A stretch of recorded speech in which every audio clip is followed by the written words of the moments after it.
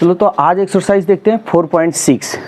तो सबसे पहले इसमें देखना है हम लोग को संगत और असंगत, यानी कंसिस्टेंट और इनकंसिस्टेंट। तो पहला नंबर हम बता रहे हैं डिटर्मिनेंट ए निकालना। अगर ये जीरो के बराबर नहीं है, डिटर्मिनेंट ए निकालकर अगर जीरो के बराबर नहीं आए तो कहना संगत यानी कंसिस्टेंट है, ठीक है। और नॉट इक्वल टू के यानी determinant not equal to zero, तो हम बताए हैं कि ए इनवर्स का अस्तित्व होगा। समझ में आ गया? संगत असंगत तो हो गया, लेकिन 2 नंबर डिटर्मिनेंट ए निकाल लो, अगर आ जाइए जीरो तब क्या करोगे?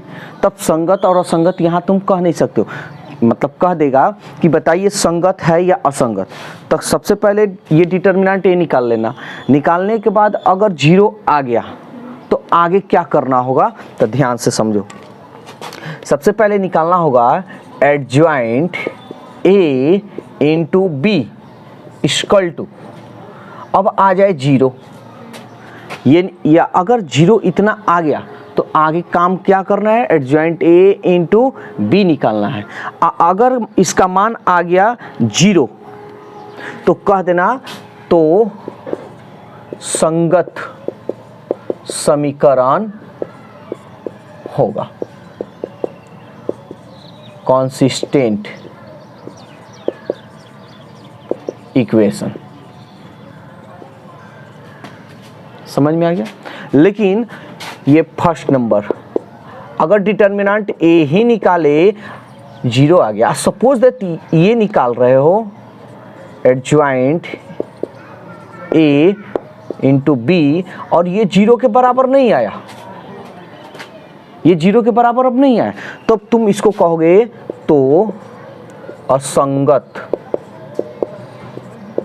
समीकरण यानी इनकंसिस्टेंट इक्वेशन होगा। समझ में आया? तो याद रखना, अगर determinant not equal to zero है तो यही बोल देना ये संगत है। अगर जीरो आ गया डिटर्मिनेंट बराबर तो ये काम करना, अगर जीरो के बराबर आ गया तो कह देना ये संगत है, जीरो के बराबर नहीं है तो कहना असंगत है। कोई दिक्कत? चलो अब इस पे एक्सरसाइज हम लोग देखते हैं। अब देखते हैं क्वेश्चन नंबर 1 यानी 4.6 का क्वेश्चन नंबर 1। तो कह क्या रहा है ये देखो, कह रहा निम्नलिखित प्रश्नों 1 से 6 तक दी गई समीकरण निकायों का संगत अथवा असंगत के रूप में वर्गीकरण करें। पहले इसको जांच करना है कि ये संगत है या असंगत है। देखो एक बताएंगे तो पूरा बन जाएगा, ठीक है। तो सबसे पहले यहां मानना है, माना a बराबर, तो a बराबर क्या होगा तुम्हारा, x जितना वेरिएबल है यानी जितना चर है उसके गुणांक में जो होगा ना वो a का मान होगा। तो x के गुणांक में क्या है, इसका पूंछ ज्यादा निकल गया है, इसको इधर कर लो। y के गुणांक में क्या है, x के गुणांक में, y के गुणांक में, बोलो यहां पर कोई दिक्कत है तो। और इसमें जितना क्वेश्चन है यानी तुम्हारा 6 तक क्वेश्चन दिया है, ठीक है, तो आसानी से बन जाएगा। अब हम क्या करेंगे, x निकालेंगे। x किसको मानेंगे, जितना चर है उसको x मानेंगे। तो क्या क्या चर है, x है और y है, एकदम ऐसे मानेंगे। और b जो कांस्टेंट है यानी जो अचर है उसको 2 3। कोई दिक्कत? अब हमको क्या बताना है, संगत या असंगत, यही ना। तो सबसे पहले क्या निकालेंगे, चूंकि डिटर्मिनेंट ए निकाल लो, 1 2 2 3, 3 एकम 2 दूनी 4 में से 3 गया, चूंकि डिटर्मिनेंट ए जीरो के बराबर है क्या? तो ये संगत है या असंगत है? इसलिए यह संगत यानी कॉन्सिस्टेंट है। समझ में आया? अब देखते हैं क्वेश्चन नंबर 3। तो देखो इसको भी वैसे ही बनाएंगे, संगत असंगत। सबसे पहले let B A equal to, हाँ बोलो 4 नंबर। पहले 3 नंबर देखो, 4 नंबर सेम है क्वेश्चन। बनाना, अगर नहीं बने तो हमारा काम ही है बताना। ए का मान x के बगल में क्या है? y के बगल में, x के बगल में, y के बगल में। अब x मानेंगे, x और ये रहा y। b क्या है? 5 8। ठीक है, क्या है 6 नंबर क्या है? देखे जी बुक 4 नंबर। 3 को दे दिया इसीलिए घबरा गए। वाह, 3 को दे देगा तो क्या करेंगे? मान लो नीचे भी 1 दे दिया तो क्या करेंगे? नीचे लिख देंगे। एक्स वाई एगो जेड दे देगा तो एगो नीचे जेड लगा देंगे। बी का एगो नीचे दे देगा, नीचे लगा देंगे। जैसे काम करते आ रहे हो करते रहो। तो सबसे पहले क्या निकालेंगे? चूंकि डिटर्मिनेंट ए 1 3 2 6,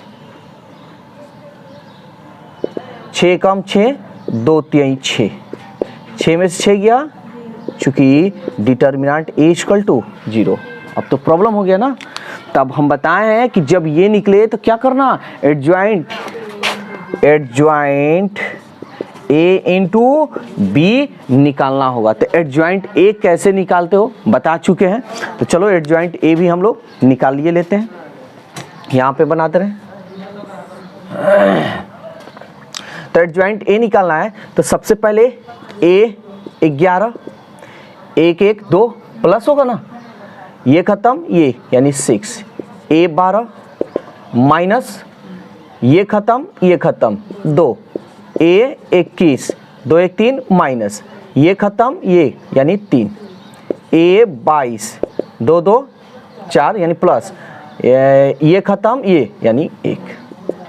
ठीक है, तो एडजॉइंट ए बराबर क्या होगा?